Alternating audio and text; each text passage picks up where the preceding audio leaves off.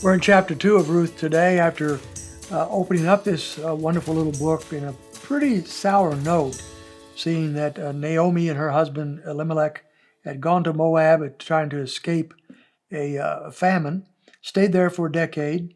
All three of the men, the husband Elimelech and his two sons, have died.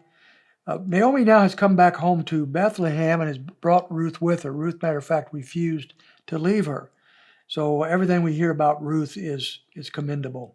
We come to chapter 2, and the Lord is now in the process of bringing about something wonderful in her life. She goes in verse 2, Naomi had a kinsman of her husband, a man of great wealth of the family of Elimelech, and his name was Boaz. Boaz is another character in this book that we find nothing negative to say about him. There's not a lot of characters, not a lot of major characters in the Old Testament. We don't find at least something that is negative or some sinful behavior, but not these two, not Ruth and Boaz. Now, in verse 4, we find that Boaz came from Bethlehem, and he's a wealthy man. He owns a lot of land. It's barley harvest time, and his men are out working in the field, as well as the women. And he comes on them, verse 4, and he says, "May the Lord be with you." And they said to him, "May the Lord bless you." Now, what's commendable about this, and really almost surprising, is we're still in the time of the judges. And almost everything we've read about the judges has been pretty sour, pretty negative. But here's a godly man. Here's a man in the midst of people who are pretty much ungodly, who has come and to his people, and he wants the Lord's blessing on his field workers. And they return the blessing. So we see a pocket of people here around Bethlehem who are apparently truly following the Lord. And it's so good to see that. And then Boaz notices, verses 5 on down, a beautiful young lady out there working in the barley harvest.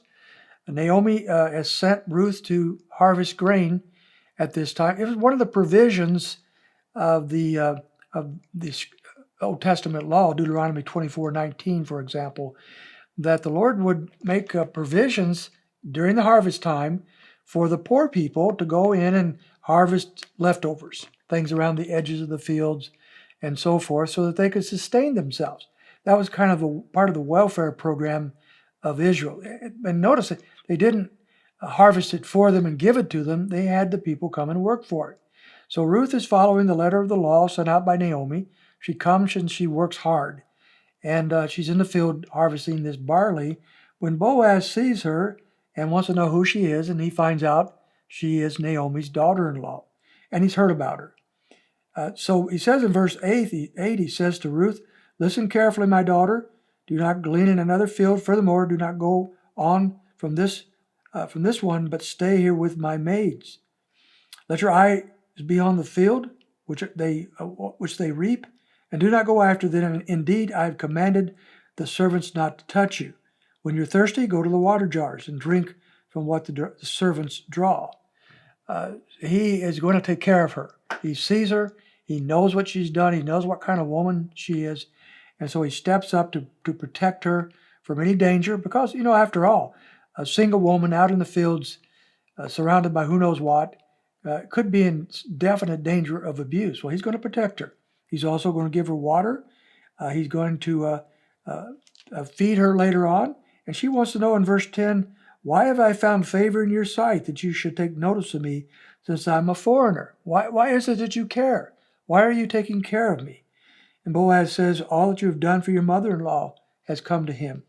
And so she is being rewarded. Verse 12, "May the Lord reward your work and your wages be full from the Lord, the God of Israel, under whose wings you have come to take refuge." Notice he's referencing the Lord, and Ruth has come under the protection of God himself, and he commends her for that. Verse 14, he feeds her. He said, "Come and eat with my maids." And she even has some leftovers that she'll take home later on to Naomi, her mother-in-law. And he also, verse 16, so I want you to his harvesters, he says, pull out some grain for her, make it easy for Ruth, so that she was able to take home abundant amount of grain that day. And Naomi noticed in verse 20 immediately that somebody's taking care of her. And she says, "May he be blessed of the Lord, who has not withdrawn his kindness to the living and the dead." And again, Naomi said to her, the man is our relative. He's one of our closest relatives. And so Naomi's excited. This man Boaz, who is one of the relatives, one of the kinsmen of Elimelech, her husband, is the field that Ruth is working in. It just so happens Ruth has gone to this field. Hardly at all. God's providence has brought her there to complete the story of redemption that we'll begin to look at tomorrow.